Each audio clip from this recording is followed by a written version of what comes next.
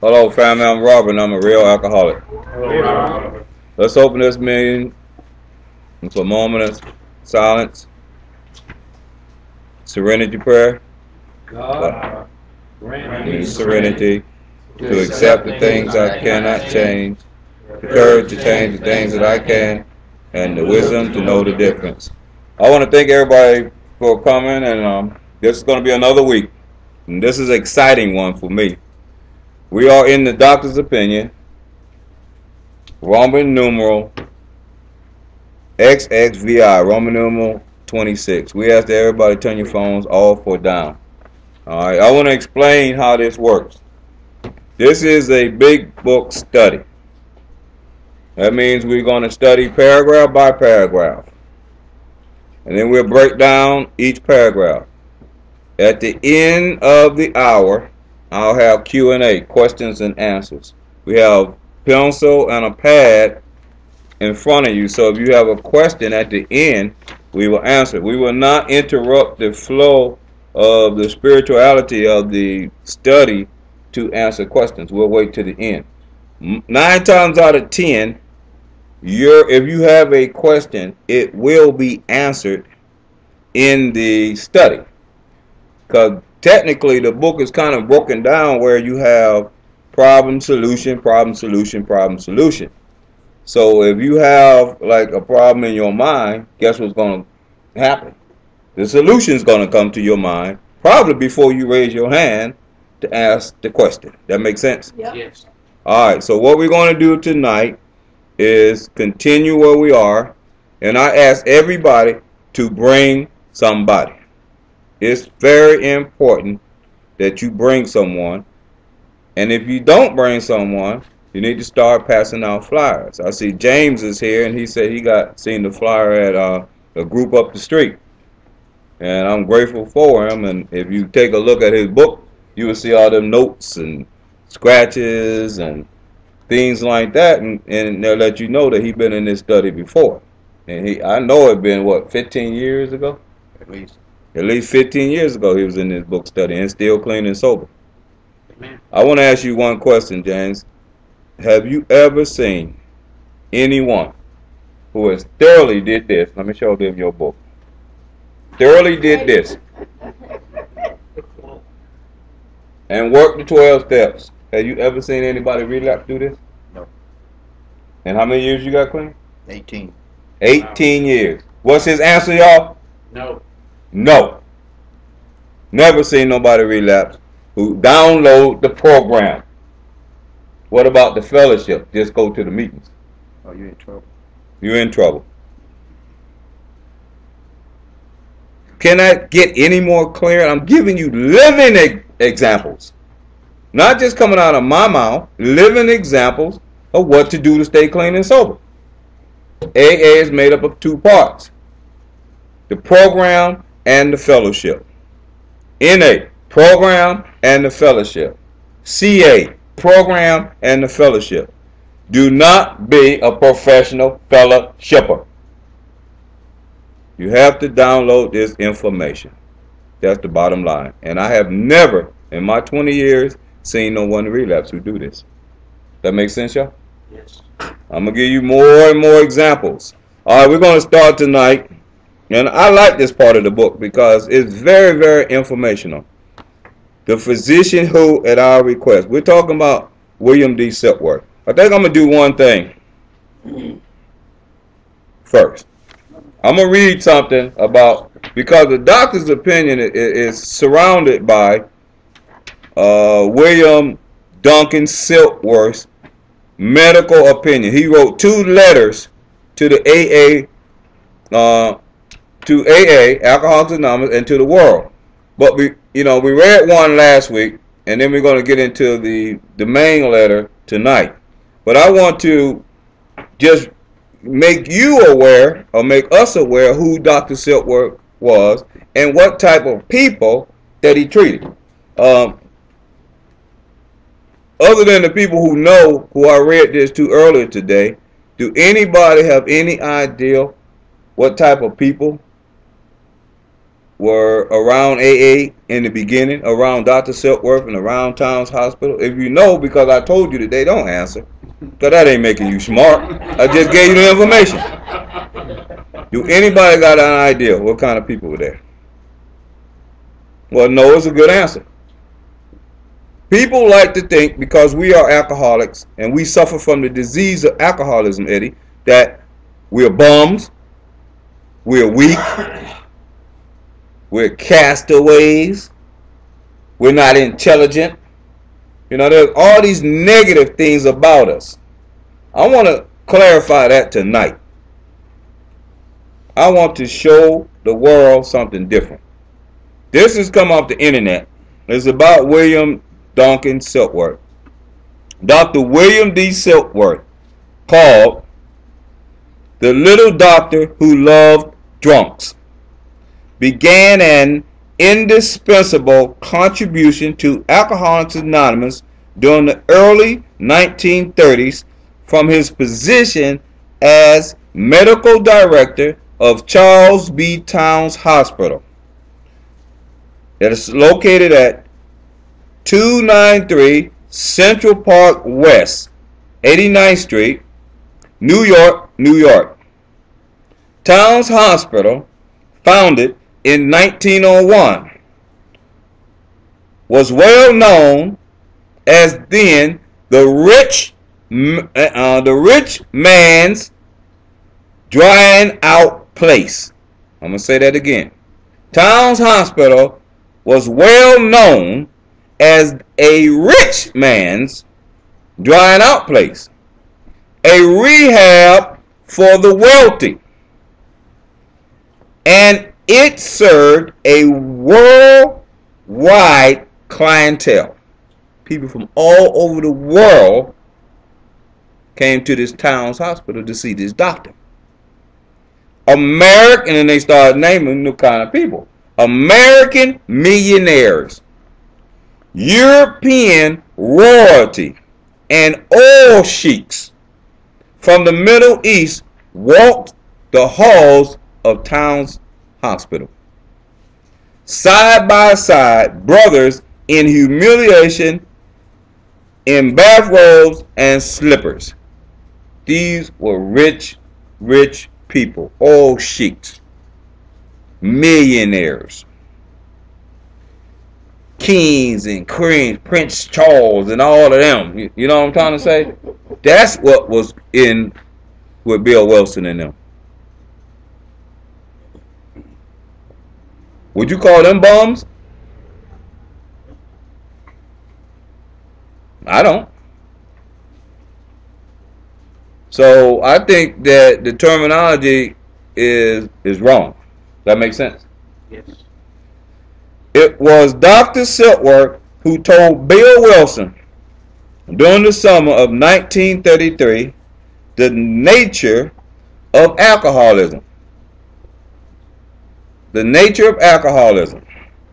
That in his opinion, the problem had nothing to do with vice or habit or lack of character. It was, he said, an illness with both mental and physical components. Silkworth is quoted widely as calling the illness a combination of an obsession of the mind that condemns one to drink and an allergy of the body that condemns one to die or go mad if he continues to ingest alcohol. That's the disease concept. But they were not treating bums, castaways, poor, sorry, ignorant, lower class people. That's a myth that's incorrect. Y'all got it? Yep. That brings to mind something that's very important. If they were treating those type of people, Ken, then this got to be a disease. They couldn't buy their way to freedom from alcoholism. The money was not an issue in that hospital. education, Erica, was not an issue in that hospital.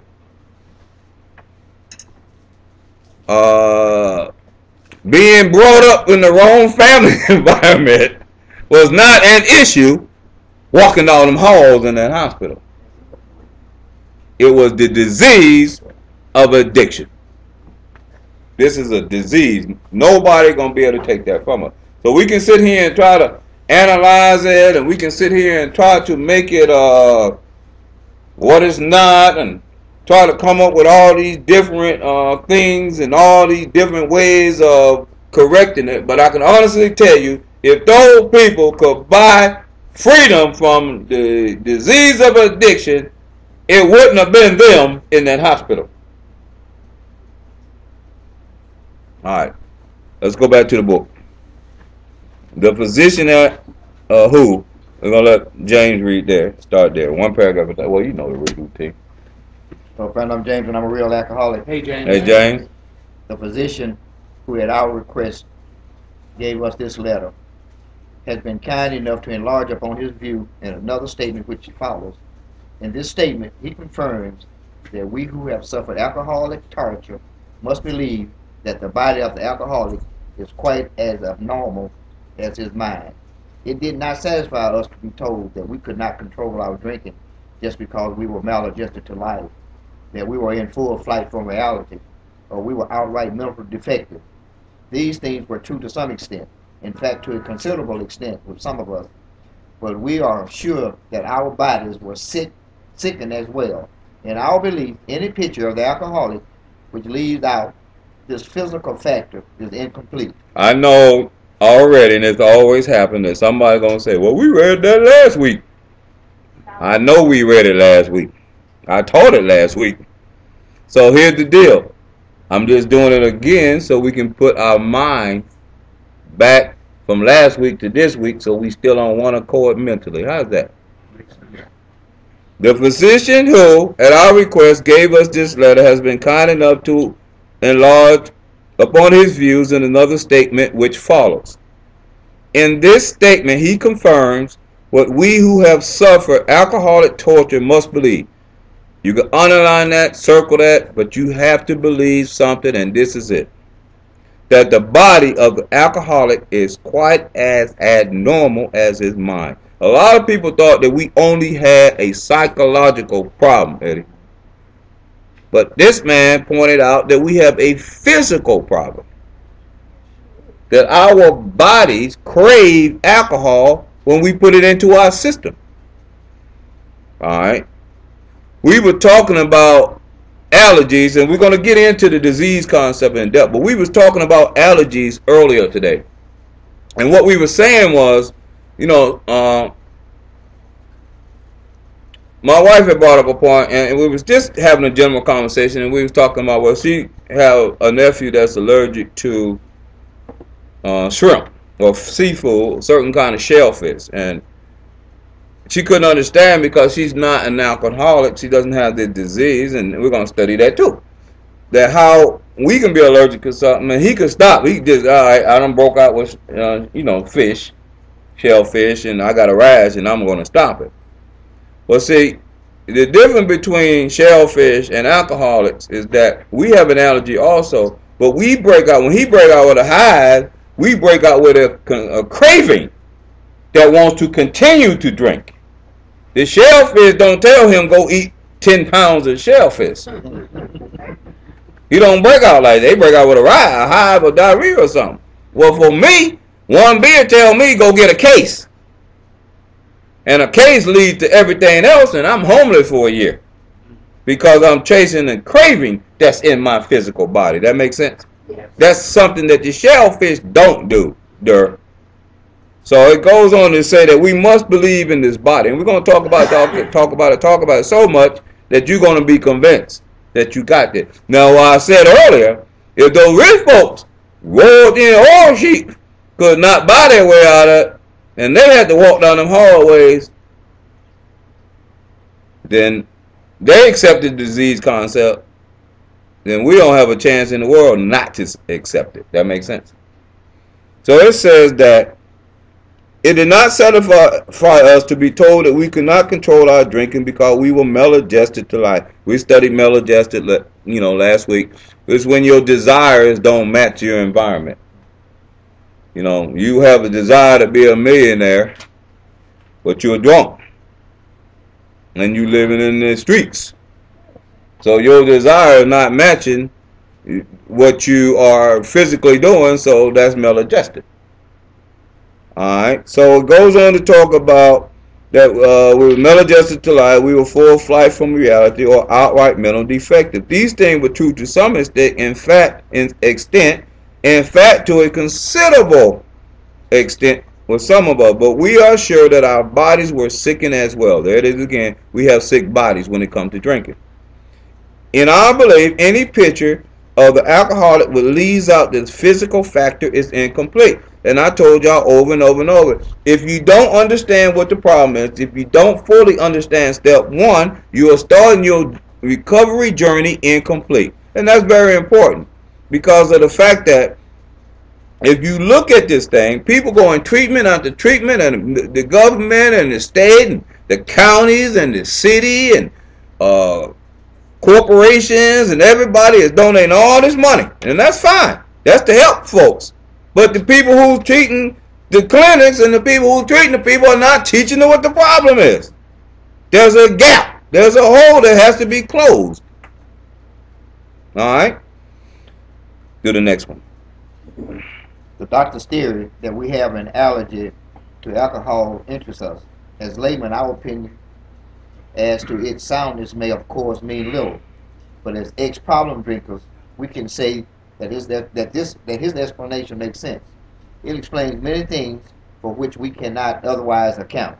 The doctor's theory that we have an allergy to alcohol interests us. As laymen, our opinion as to its soundness may, of course, mean little. But as ex-problem drinkers, we say that his explanation makes good sense. It makes good sense to me to understand now why, even with my best brain cells, my best ideals to want to quit, all the promises I made to myself that I was going to change my lifestyle, all the things that I tried mentally and physically to do, I had no idea that once I put any drink in my body, that a craving took over and it became more important than my ideal. And most of us, you look back to your life, you will see, and I don't want to give it away because it's going to come up in a few chapters, you will see that we were chasing a craving beyond our mental control. Alright, go to the next one. Though we work out our solution on the spiritual as well as an altruistic plane, we favor hospitalization for the alcoholic who is very jittery or befogged. More often than not, it is imperative that a man's brain be clear before he is approached, as he has then a better chance of understanding and accepting what we have to offer. Though we work out our solution on the spiritual as well as the altruistic, which means unselfish plane, we favor hospitalization for the alcoholic who is very jittery, nervous, or whipped. So what they're saying is, even AA, members of AA, they do favor going in treatment. That makes sense? I favor treatment. I just want treatment to be real treatment.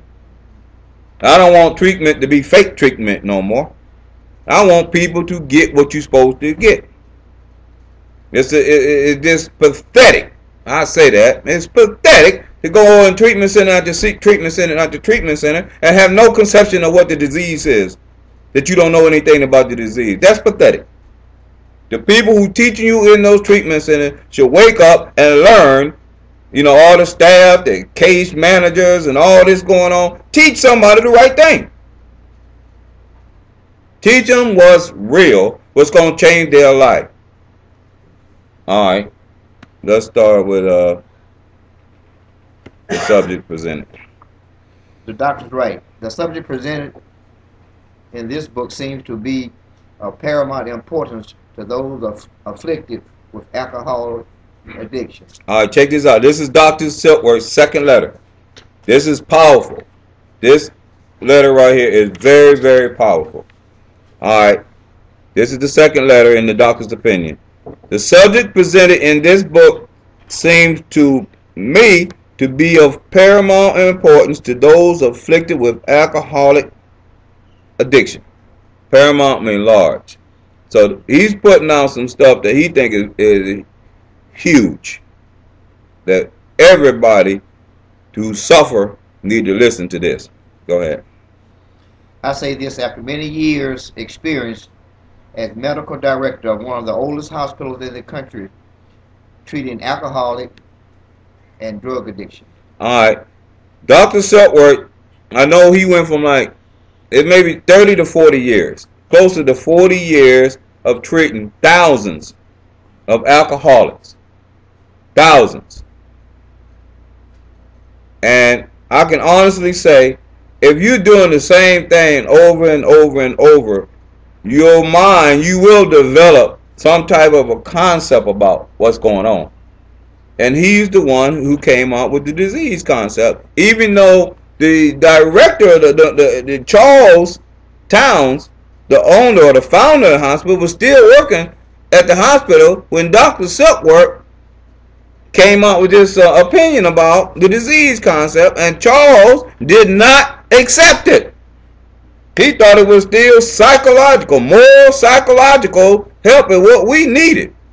Dr. Silkworth said, no, they have a disease. So there was a conflict going on there. It did not stop Dr. Silkworth from pushing out the disease concept. And my thing is, it's not going to stop Robert Barber from pushing out the disease concept. All right, let's go. There was therefore a sense of real satisfaction when I was asked to contribute a few words on a subject which is covered in such masterly detail in these pages. Keep going. We doctors have realized for a long time that some form of moral psychology was of urgent importance to alcoholics, but its application presented difficulties beyond our conception. What with our ultra-modern standards, our scientific approach to everything, we are perhaps not well equipped to apply the powers of good that lies outside our synthetic knowledge. All right, here you go. Now this is a humbling statement from the chief physician at a hospital that treated over thousands of alcoholics. He said, we doctors have realized for a long time that some form of moral psychology. Remember I told y'all that Charlestown was all into moral psychology.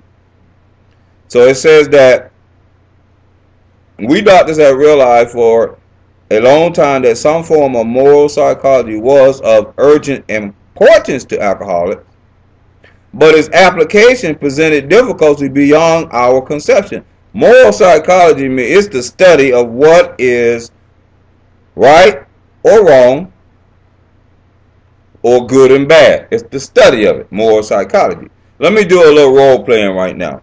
I think me and Bobby was riding and we was talking about moral psychology, so I'm going to use him since I already explained it to him to the best of my knowledge. Now, moral psychology, if I was had a treatment center or something and I was doing some type of moral psychology, I know Durr know what it is because he reads 10 books a day. I see him buying them.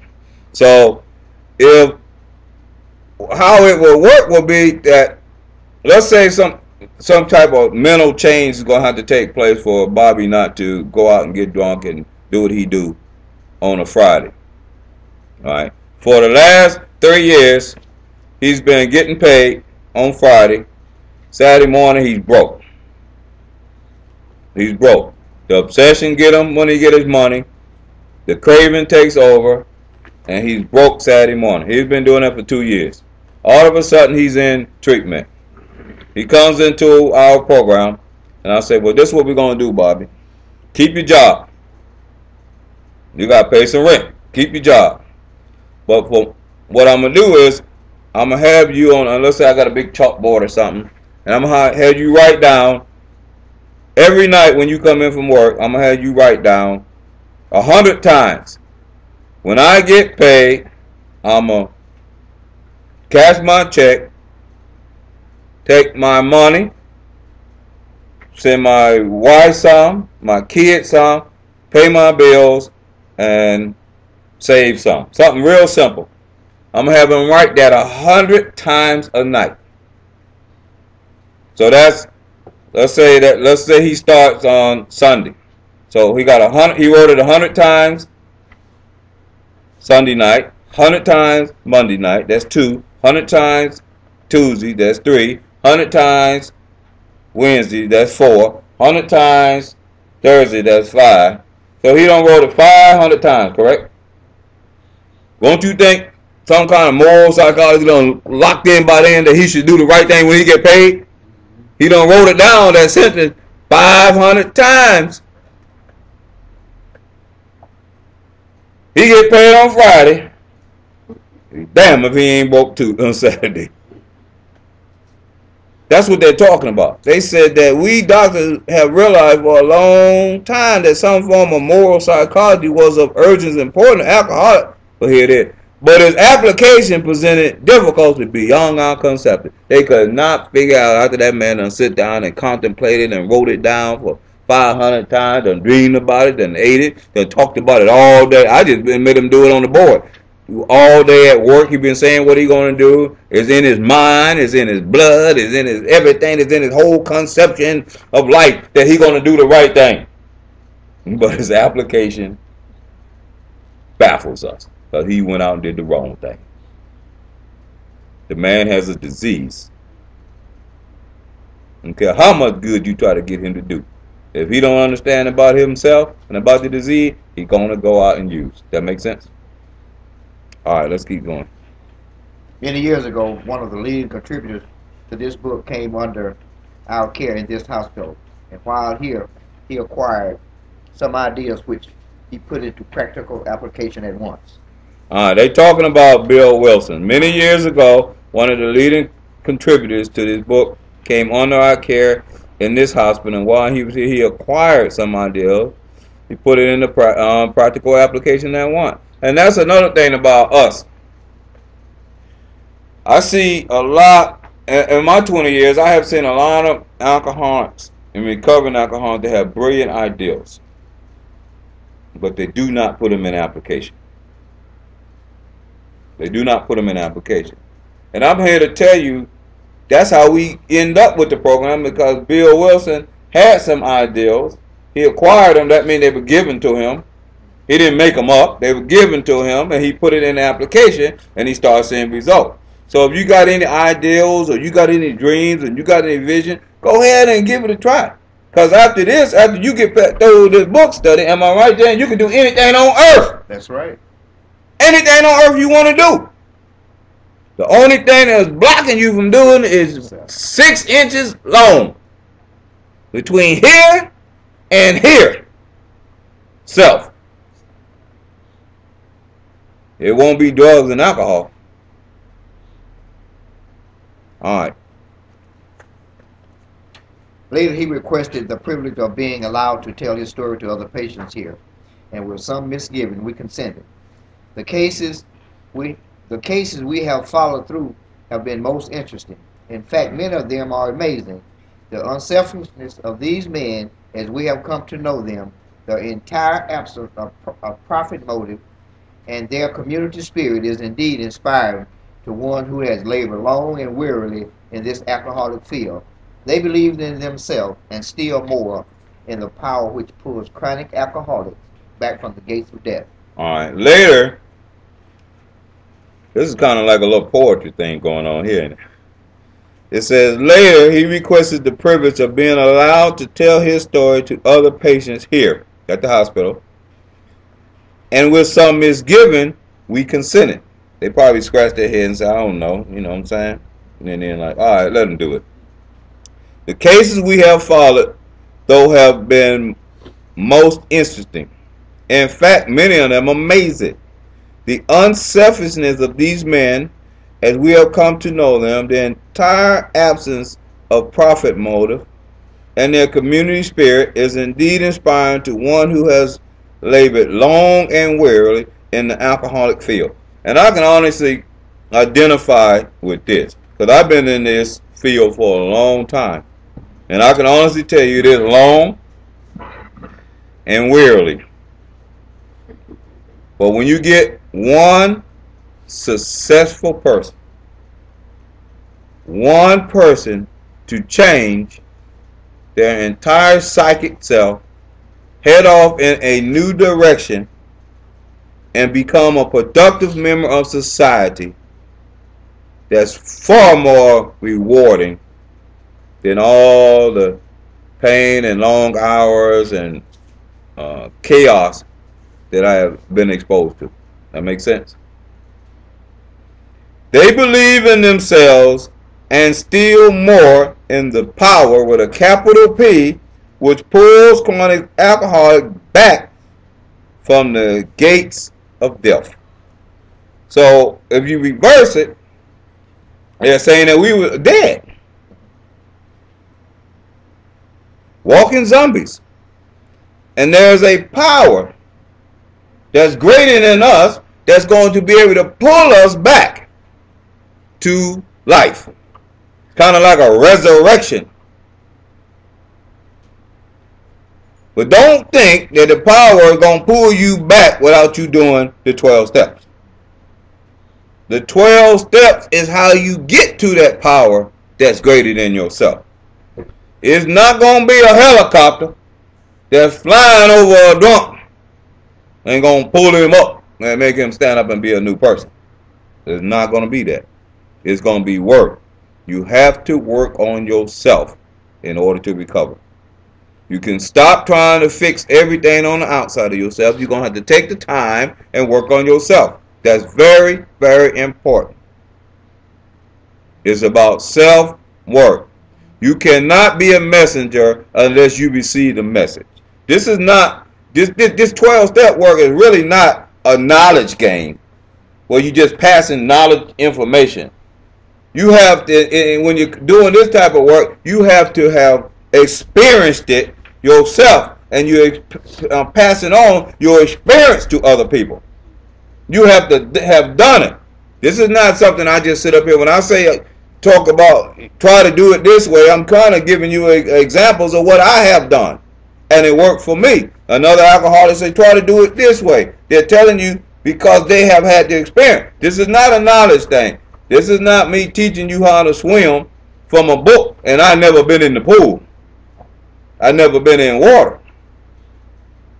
You know, there's not a game like that. This is people who are 12-steppers who actually went through the 12-step, got the result from the 12-step, and passing the results that they got on to you so you can get the same results. You cannot be a messenger. You cannot be a 12-stepper without being a 12-stepper yourself. Am I right? That's right. I know plenty of people who come to me and say, you know what? I had a sponsor, and I got to the 4th step, and my sponsor stopped answering my phone calls. My sponsor don't want to take me through the 12 steps. Robert, what do you think is wrong? Simple. Your sponsor don't know the 12 steps. He don't know the 4th step. He can't take you through it because he never been through it. Because if he did, he would pull you through there just as fast. He would be more willing to take you through. The reason he ain't taking you through and avoiding you, because he have not done it himself. That's it. Plain and simple. If you got a 12 step and I give you the paperwork and that's your sponsor, he go to run. You got the wrong one. Am I right? You got the wrong one. I did. Shit. Run. Because no real 12 stepper can do that. Because they know what God has done for them and what God blessed them with. They're not going to avoid you. Alright. Plain and simple. Let's keep going. Of course, an alcoholic ought to be free from his physical craving for liquor, and this often requires a definite hospital procedure before psychological measures can be of minimum benefit. Maximum. I guess went right. I can't see it. So check this out, y'all. I think that first time they talk about hospitalization, the brain being cleared and all this. They're talking about like detox. Now this is they're talking about a definite hospital procedure being in treatment for a longer period of time. Me myself, I know for a fact what worked for me. He said, let me go back to this. Of course, an alcoholic ought to be free from his physical craving for liquor, and this often requires a definite hospital procedure before psychological measures can be of maximum benefit. And I tell you what worked for me. I know that long-term treatment works. The longer you stay in treatment, the better off you're going to be. It worked for me. It worked for Ken. It worked for Eddie. I know it worked for Jane. It worked for a lot of people. Long-term treatment really, really works. If you can sit still and get the right information and put some of this stuff to use, you will see it work. If you one of these people who come in here and you go 30 days and you trying to run out of here, bye. You'll be back. You'll be back. The insanity is you done did that 6 times already. Like it's gonna, this time gonna be better than the last 6 30-day programs I went to. It will not. Long-term treatment. The longer you stay, the more you work on yourself, the better. It's like cause and effect. The better results you're gonna get. That's just the bottom line. All right, let's keep going. We believe, and so suggest a few years ago, that the action of alcoholics on these chronic alcoholics is a manifestation of an allergy, that the phenomenon of craving is limited to this class and never occurs in the average temperate drinker. These allergic types can never safely use alcohol in any form at all, and once having formed the habit and found that they cannot break it, once having lost their self-confidence, their reliance upon things human, their problems pile up on them and become astonishingly difficult to solve. We believe, and so suggested a few years ago, that this is Dr. Silkworth now, and so suggested a few years ago that the action of alcohol on these chronic alcoholics is a manifestation of an allergy. Let's talk about an allergy for a minute. An allergy is an abnormal reaction to something. If you go back to the shrimp that we were talking about earlier, or strawberries, or anything of that nature, people who are allergic to that, if they eat it, they're going to break out with something. They'll break out with a rash, maybe, or, I don't know, or hives, or diarrhea, or upset stomach, but they will have an abnormal reaction to it. When other people eat that, they won't have that reaction. All right, if we went to a party or something like that and they had a lot of fruit and different stuff to eat, and I was allergic to strawberries, and you guys was not allergic to strawberries, and I saw you eating the strawberries, and I said, well, let me give it a try, because maybe this time I won't break out. But I am allergic to it, and I go and I eat the strawberry, and then all of a sudden I start getting lightheaded or whatever, and then I look and I start itching and something like that. Well, that's what it's supposed to do, because I'm allergic to it. But you guys are not allergic to it. Same with anything like that, fish or peanuts or whatever. Well, the alcoholic also has an allergy. We have an abnormal reaction to alcohol. And let's go with drugs too. When I say alcohol, I want you to use your imagination and put whatever you need to into the thing, because there's place or substitute it, because the disease of addiction doesn't discriminate whether it's alcohol or drugs. Dr. Silkworth, he said in his letter that he treated patients from alcohol and drug addiction. All right. So what I'm telling you is that we have an allergy towards it. So, and our allergy, you know how I say people break out with this or people break out with that? Well, we break out with a phenomenon of craving. A phenomenon of craving. They know that we are craving, but they don't really know why we doing it. Remember I told you about phenomenal? It's like Michael Jordan. He was a phenomenal basketball player. He on the court like everybody else, shot like everybody else, ran up and down the court like everybody else, practiced like everybody else. But why was he so much more better? They can't really put you know, they take his blood and take someone else's blood, you're gonna get the same thing. He was just a phenomenon. That makes sense. So they say that we have this craving, but they can't really pinpoint why we have it and other people don't. But there's one thing for sure: if you can hear my voice, if you take a drink tonight, your body will crave for more. If you go out and get a hit tonight, your body gonna crave for more. The insanity is we always want to drink and drug like other people out there that we see have immunity from it. They don't have the craving. I always use my cousin. I have a cousin named Haywood, and Haywood had a recording studio. I remember back in the day. Not like all these little rappers that got recording studios all over the place. Basements, garages, attics, shoe boxes, closets. No, it wasn't like that back in the day. He had one up on Martin Luther King, right? And all the like a lot of the artists and stuff used to go to his recording studio, right? But Haywood, he could use, you know what I'm trying to say, and he still kept his recording studio and everything. And I always wanted to drink and drug like Haywood. I would even tell myself, man, I'm gonna go up to Haywood's recording studio. You know, it might have been some famous, and I don't want to call their name, famous artists, musicians in that studio, and they have like jam sessions. You know, they're not making music, something, they just sitting back jamming and having a good time. Come to think about it, wasn't that much drugs in there either. But I would get invited. He'd say, man, you know, such and such is coming in from California, and they're going to be at the studio tonight, and they're going to be jamming. You want to come over? I was like, yeah, man, that sounds great. And I'll make it in my mind. I say, you know what? I'm going to go over there, and I will not get drunk and act stupid and run out to, you know, the crack house.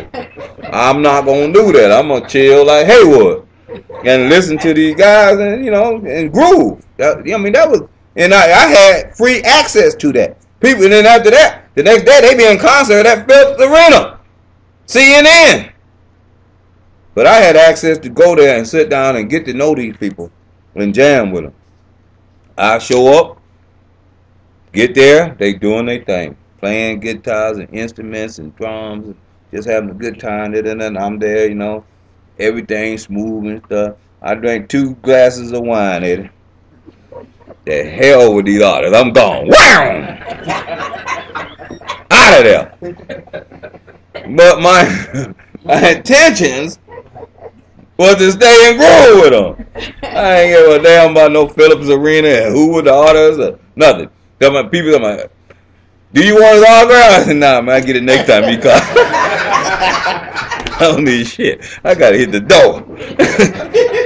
But I didn't know, Earl, that I had a craving. You know what I'm saying? I thought I was going to be able to sit there and jam.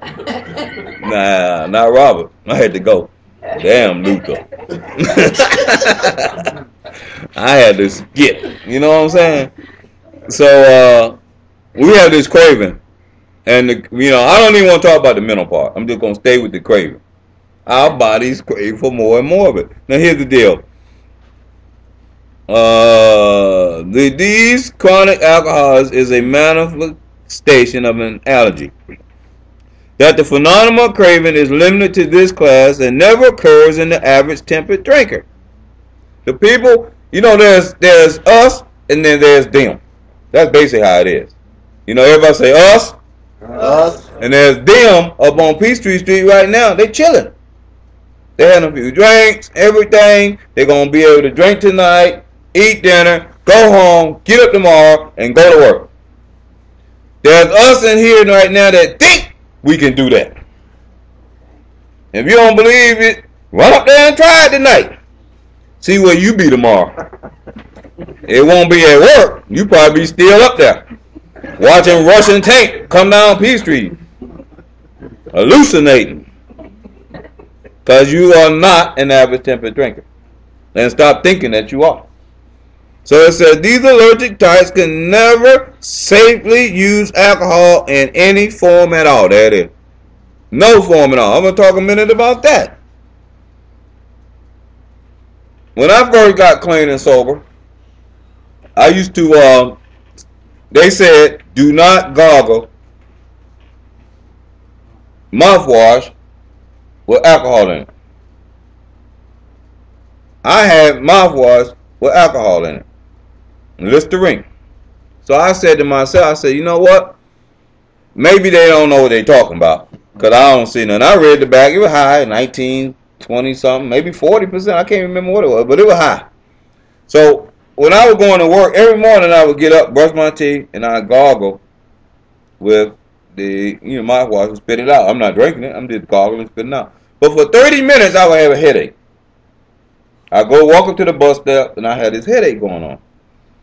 Going every day. So I did a self-diagnostic examination of myself, like I'm a medical doctor or something, and I come up with the conclusion that I have sinus problems. So I start buying Sudafed. So every morning I gargle, I have this headache for 30 minutes, and I say, well, my sinuses is bad. I'm going outside to catch the buzz, and the pollen in the air is making me have a headache. So that was going on. Then I went to a meeting, and they were studying this, and the guy was saying, you know what? Every morning when I get up, I was hard-headed. I didn't take y'all advice, and I gargle with Listerine. He was sharing. For the first 30 minutes that morning, I always had a headache. I said, wow. It's alcohol. It's not sinuses. I'm a real alcoholic. That's what I say I am, right? So this man is sharing about my experience.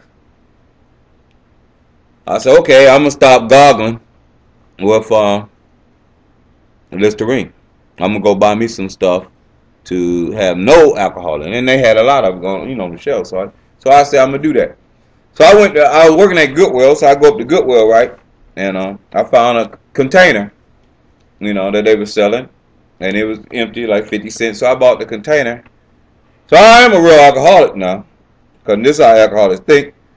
I said, well, since I have this new bottle of Listerine, I'm not going to throw it out. I'm going to take it and pour half in this container and half in that container and fill it up with water and dilute it. That's like alcohol. I ain't have no money, so I wasn't going to buy nothing, I'm going to dilute mine. So I go home and pour it in half in here and half in there. I got 2 half bottles of Listerine, and I filled it up with water. Next morning I woke up and gargled. 30 minutes of a headache. That night I got home and I just dumped it all down the drain. Switched over to a non-alcoholic mouthwash and never had the headache since. So when they say that these allergic types can never safely use alcohol in any form at all, that is true for me. Once having formed a habit and found they cannot break it, once we're in full swing, once having lost their self-confidence, their reliance upon human things, their problems pile up on them and become astonishingly difficult to solve. That's part 2 of the step 1, that our lives become unmanageable. Once we get in full swing with this addiction, obsession, and the physical allergy, then our problems start to pile up on us and we can't solve it. So the only way we know how to solve it is get some more what? Alcohol. We're not problem solvers anymore. We're running from problems, trying to solve it with alcohol, which is our problem. That's the insanity. If I got a problem, Jared, and I go drink on it, well, drink is my problem. So I'm doomed. That makes sense? I'm trying to fix a problem with a bigger problem, which is my problem anyway. So I'm going from one problem to the next problem, thinking I'm going to solve a problem with my problem.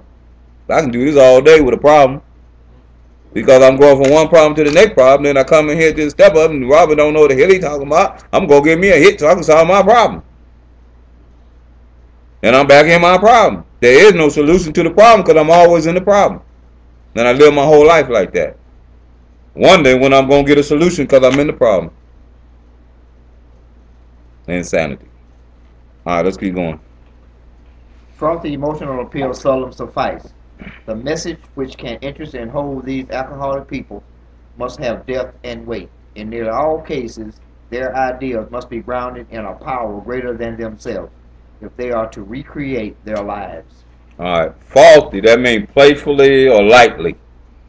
Emotional appeal seldom suffices. That's when people like we trying to satisfy you and saying stuff like, Robert, you got such a good job. I don't think I would drink if I had that kind of job and be drunk and going in there like that. You're gonna lose that job. That didn't mean nothing to me. Or I hear people saying, that woman is such a good woman. Why don't you clean up your act? Stop drinking and drugging like that before you lose that woman. That didn't happen. That didn't weigh nothing to me. Or people might say, you're going to have cirrhosis of the liver or you're going to have a medical problem. I thought, in my mind, alcohol cured all problems anyway. So if I'm going to have a problem medically, I got the solution. Some more liquor. So that's what they're talking about. The message which can interest and hold these alcoholic people must have depth and weight. It has to be deep, y'all. In nearly all cases, their ideals must be grounded in a power greater than themselves if they are to recreate our lives. This book is here, and this book and this program is here to teach us how to have the power that's greater than ourselves, how to get that power that's going to recreate our life. The 12 steps, each step is more like an ego deflator. Kind of like Kim was talking about last week or the week before, about coming out of denial. Becoming true to thyself. Once this process starts to happen with you, then you are more accessible to this power that's greater than us. And I can honestly tell you for myself, I do not believe any longer, and I did for a long time, that God is outside of me. I do not believe that. I believe if I think God is near me, it's too far. God is in me, in my beautiful human imagination. I believe that the creative force that created this entire system, this entire everything, created it from spirit, and I am, this is me, this is just talking myself briefly about what I believe. I believe that I am a human being having a spiritual experience. I'm not a human being. I'm a human having, I'm going to correct that, I am human having a spiritual experience. My spirituality, my dharma, is living through this body. Passing through this body. At the end of the day, y'all can take this body, crumble it up, burn it up, and throw it in that dumpster, but that spirituality will keep going. That's what I believe. I believe this is my purpose. This is my life, to carry this message to other alcoholics. That's my dharma. That's who I am. That's why I was born. I came from that power. I came from that source. Just for this purpose and this purpose only. I'm not here to be a shoe shine man. I'm not here to drive tractor trailers. I'm here for this. That's what I believe. And I believe that this creative power that I'm talking about, that in me, is in each and every last one of you. Every human being on the earth has this power in them. The ideal is just to let's awaken to this power. Let's become knowledgeable and awaken and allow this power to work in our lives. I believe, this is my belief of higher power, because we're going to go into higher power and higher power and higher power. Other people got their beliefs. And I'm open to anybody's belief. I just believe that God, the power of God, is in everybody. The creative force of the universe is in you. It's not outside of you. I don't believe that no more. I did for a long time. I don't believe you have to look up to find heaven. You can create heaven in your own mindset. That's what I believe. Alright?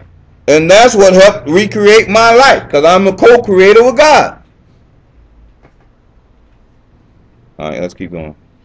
If any feel that a psychiatrist directing a hospital for alcoholics, if we feel that a psychiatrist directing a hospital for alcoholics, we appear somewhat sentimental, let them stand with us a while on the firing line.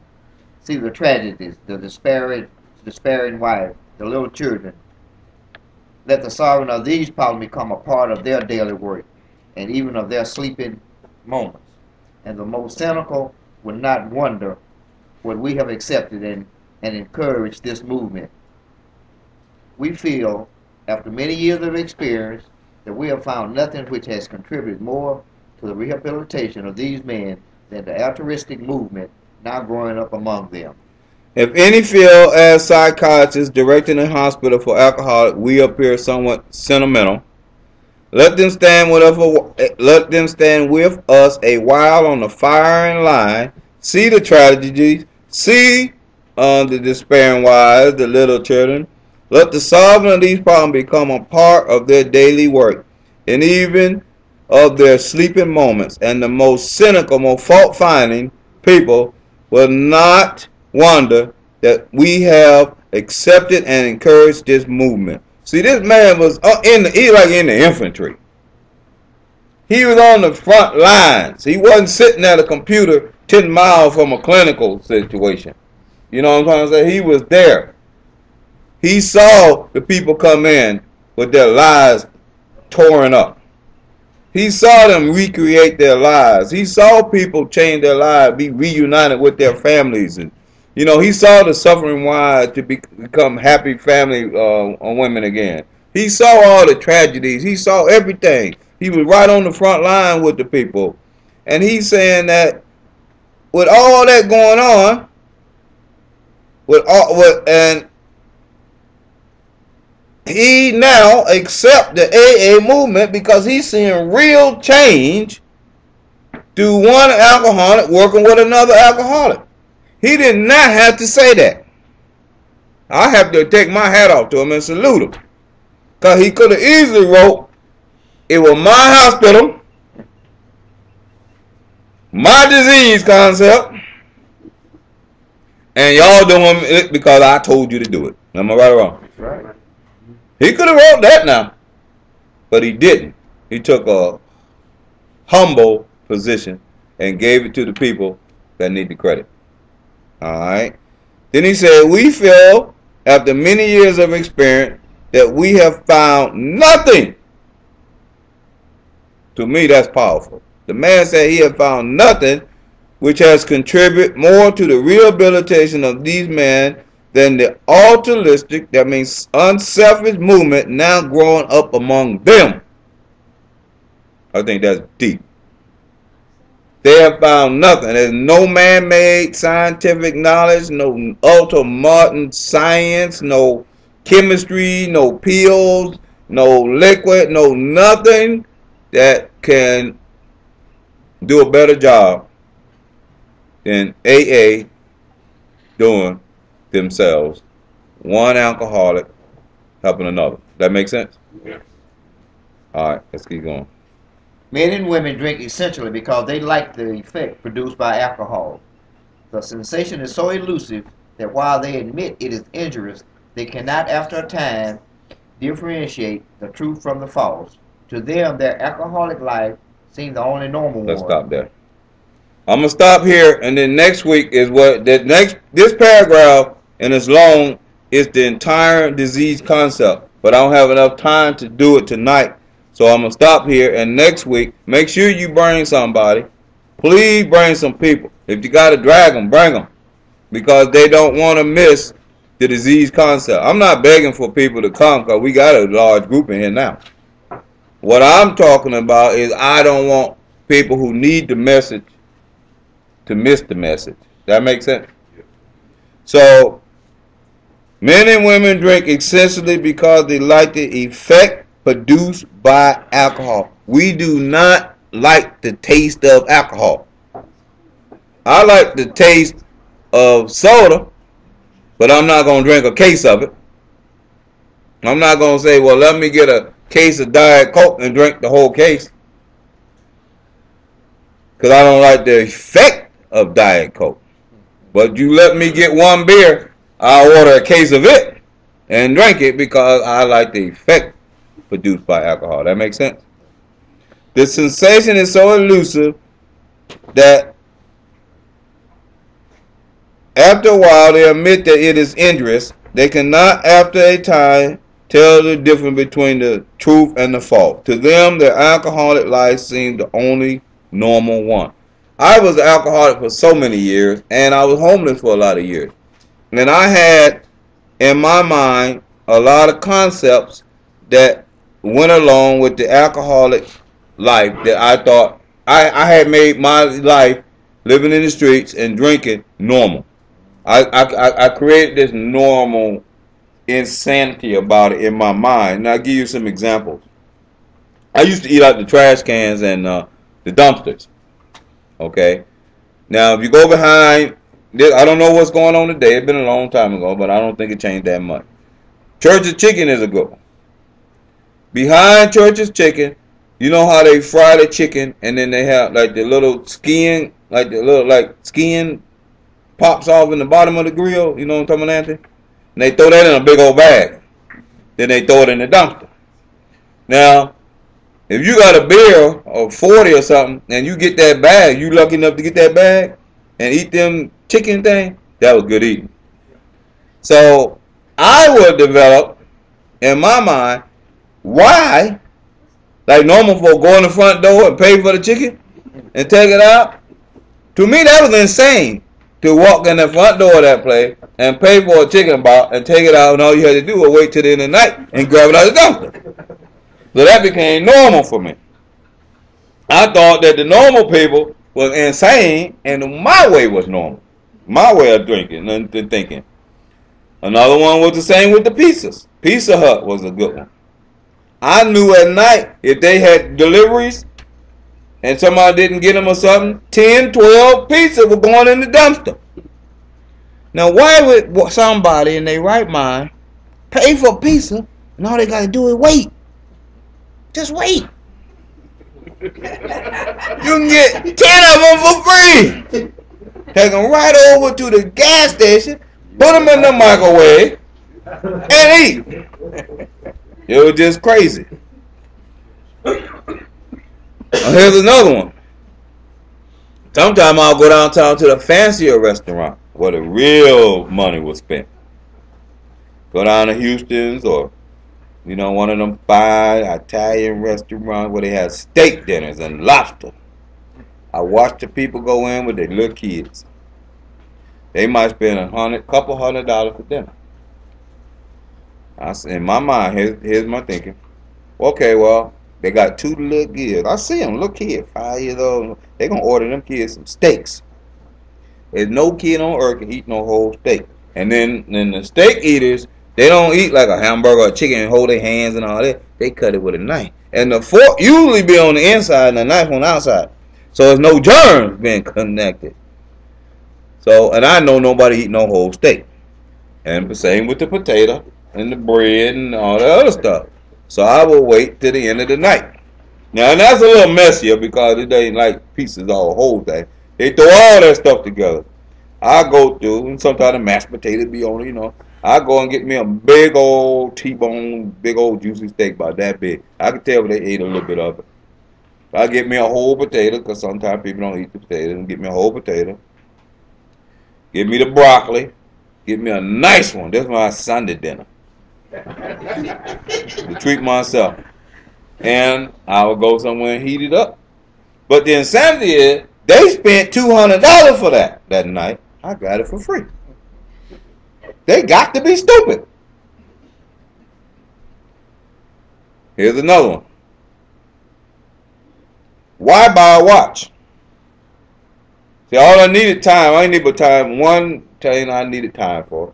To wake up on time to get to the labor pool so I can make that $23. They take my little $5 back and I got me $18 that day. And y'all know it was over in 30 minutes. So I had to get up on time. I wasn't going to spend my $18 for no watch. That was insane. I would always find somewhere to sleep where the bus route ran. Why did I sleep where the bus route ran? Anybody got any idea? Yeah. Why can't? So they start running there. And you can hear what? You can hear when they come down to them. Hear the people. Well, specifically, The you hear the brakes, the hydraulic brakes. They make that noise. That's 4:30. Time to get up, go to labor pool. But you're right, you can hear the buses. The buses are the first thing hit the road. They're before the cars and everything. You hear the people, hold up, wait up. You know, they're in a hurry.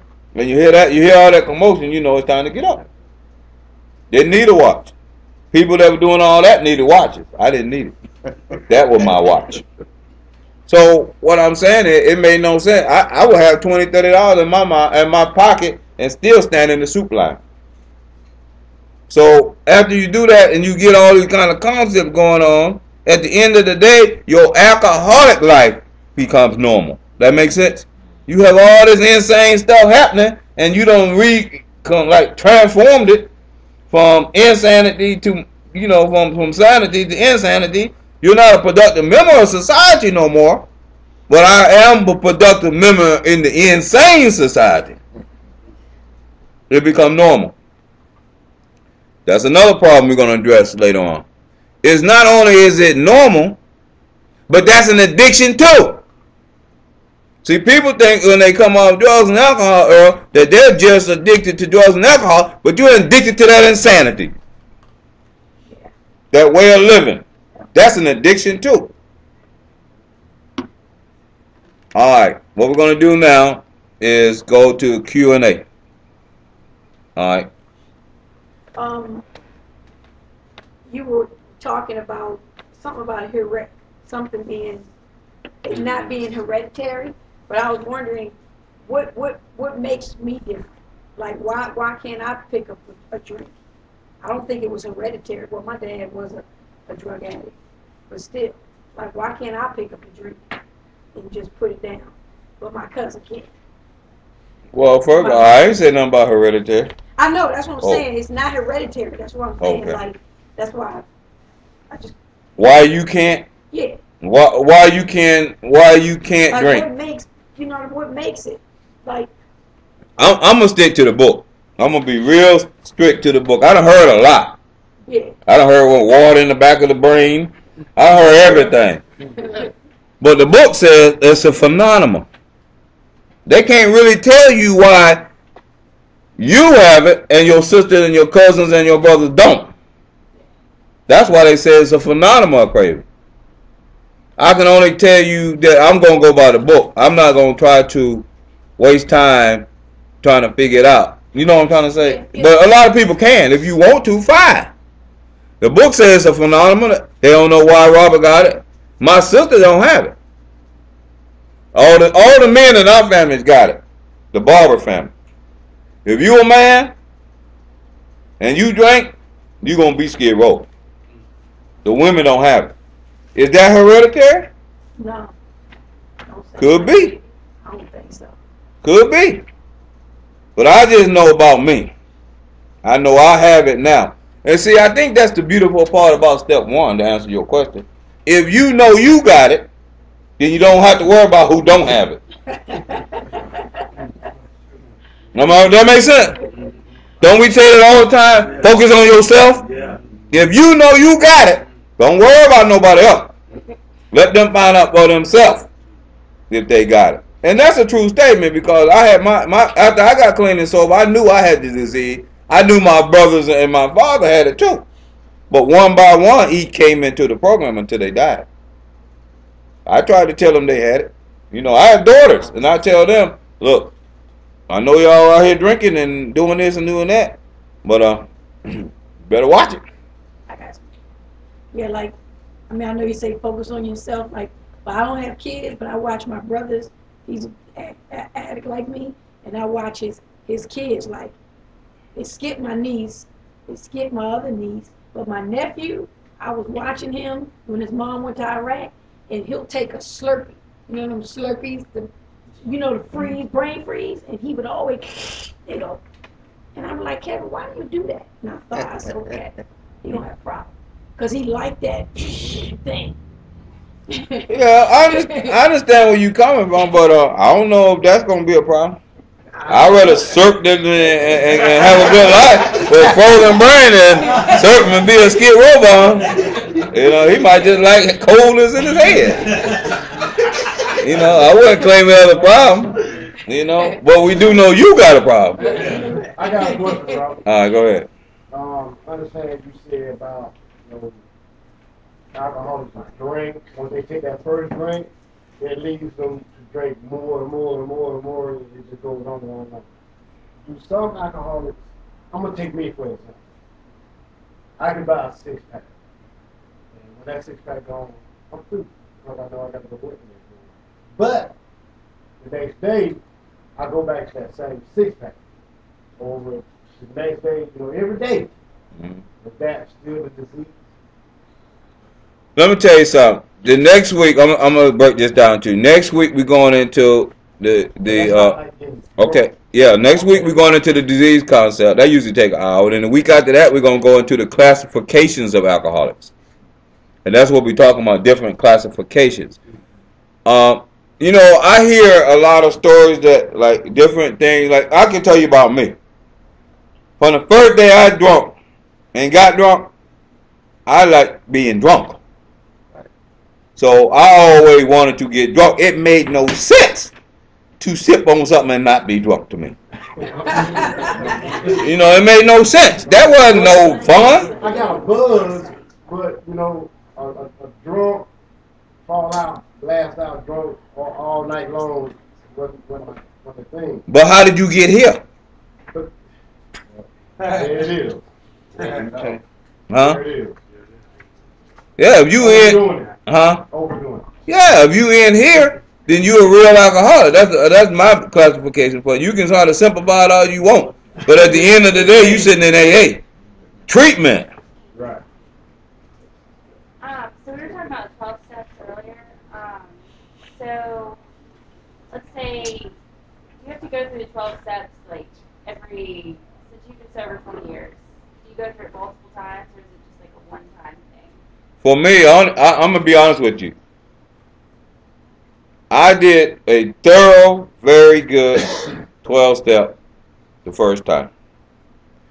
Then I found myself having such a great knowledge of all the steps that I use them as tools. I never had to go back and do a whole inventory like that because I know what a 10-step is. If I'm having a problem, I know how to stop right then and there, do a 4, 5, 6, 7, 8, 9 instantly, and repair the damage. So I heard a lot of people say I had to do it again and I had to do it again. I never had to do that. You? No, I didn't. No, I never had to do that. You can? I did. Yeah, I did such a good job and put my heart and my soul into it that it wasn't necessary because if you got a 10-step, you know how to make amends. You know how to see what part you play in situations. You know how to pray. You know how to meditate. You know how to work with others. So I think that people who do that probably need to do that. But once it's like if you went and took bicycle license, learn how to ride a bicycle, do you wait 5 years and go ask your dad, teach me how to ride again? No. What about swimming? You learn how to swim, do you go back 5 years to the same beginning course and say, teach me how to swim again? So for the 12 step, for me, this is just me. I never had it because I never got so far out of the 12-step loop that I needed to do it anyway. I always been in the 12-step loop. I always had sponsee. I would get information from a sponsee. I might have, let me give you one example, then we're going to go after you. I have sponsees, and I might say, okay, they had done something so messed up that my conscience will say, I might be getting ready to do it. That's all. No, because James did it. I learned. You know what I'm trying to say? I can learn from that now. I don't have to make them same mistakes over and over and over. If I watch Aaron do it, I go, okay, I ain't got to do that one. So I'm always on the frying line. I'm always up front. So I didn't have to do it because there's enough people around me making them crazy mistakes. You know what I'm trying to say? That I could pull back now. But I remember before I didn't have an opportunity to pull back. I just went along with the flow. That makes sense to you? Yeah. You don't really have to do it. If you do it right the first time, you can use the tools from that point on.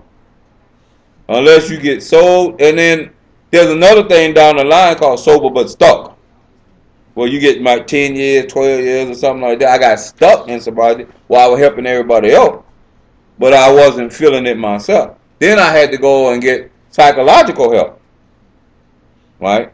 And I ended up getting help and taking medication. Now I'm pro-medication. I believe that people should. If you ask me, I think everybody coming in treatment should be on medication. I really do. Now people come in and talking about, oh, I don't need no med. Yes, you do.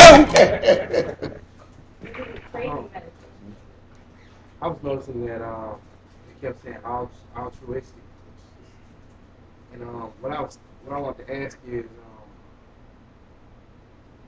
from the being in recovery or being recovering, is that something? Well, can you be a selfish, or can you come into recovery or come into this process, and how long can you go without actually by being selfish? I mean, not having to give back. What I'm seeing, they keep pointing out selfish. Excellent question. The question is, and I got to learn to do this. The question is, he see altruistic a lot and giving back and helping others, and becoming unselfish and working with others. Me, myself personally, I can honestly tell you I had to be selfish about my recovery. I had to get the recovery before I can give it away. I wasn't out here, I wasn't the type, and I see this all the time. I see this all the time. I can be in places, I'm not going to say upstairs, I'm not going to say nowhere. I can be in places, and I could be talking recovery, Eddie, and I have a guy with me, they got 2 weeks clean. And when I'm telling someone else about recovery, he jumps in and starts taking from me to teach him how to stay clean and sober. Only thing I can say, this motherfucker crazy. Excuse me, motherfucker. In the back of my mind, it got to be insane. You don't know nothing about no recovery. You ain't got for 2 weeks. You see that all the time, that's a kid. Just shut up. Be selfish at first. Get there for you. Then be somebody's sponsor. Don't be so weak that you gonna start helping someone and you ain't got nothing to share. But you do have a lot to share. You can bring somebody to meetings. You can talk about what I talk about up here. You can say, man, I don't know that much about the disease concept, but I know we got it. And if you come up here, you're gonna learn about it. You know what I'm trying to say? Or you might can say, I've been clean 30 days. This is how I did it. Every day I went to a meeting. You know what I'm trying to say? But don't be trying to carry this program, because all you is a fellowshipper. I looked in the book. I'm Ken on that. Hey, Ken. I looked in the book because that word kept popping up with me too. And I looked up the meaning of it. And it says the principle of living and acting for the good of others. That by help. So you got to live and act for the good of others. That means you got to know how to live and you got to know how to act. So right now, get it for you. Once you work on this thing, it'll start coming through you. You know what I'm trying to say? It'll come out and you can say, you know, I'm going to tell this person about this because I did it. You know, it's a lot. And I ain't going to call it what they are, but it's like one on every block in Atlanta. Where people stand up every Sunday and start just telling information and they don't even live it. Ain't never experienced it. Never. So I don't know. I think that's weak. You know what I'm trying to say? So me myself, I was selfish. For the first year or so, I didn't want the program for me. Because I didn't want to use. I wasn't about to tell nobody how to stay clean and sober because I know I was lying. But I wasn't that clean and sober myself. I can't give advice. That was like me going into, you know, you can cut this one, you know. That's like me going into a program. Let's say I've been in I don't know, maybe electrical school. I've been there a month. Then I didn't even take my midterm exams. And then you see me at somewhere, you know, teaching electrical stuff. I didn't even took the first exam. Am I qualified to teach it? No. So you need to get this for yourself. At least do this. Keep doing what you're doing. Keep going, doing what you're doing. Keep working on your step. Keep coming to the book study. Commit yourself to it, and then you can carry this message. You got to download the program for yourself. That makes sense, y'all? Anybody else got any questions? All right, let's close. Our Father, who art in heaven, hallowed be thy name. Thy kingdom come, thy will be done, on earth as it is in heaven. Give us this day our daily bread, and forgive us our trespasses, as we forgive those who trespass against us. And lead us not into temptation, but deliver us from evil. For thine is the kingdom, the power, and the glory, forever and ever. Amen.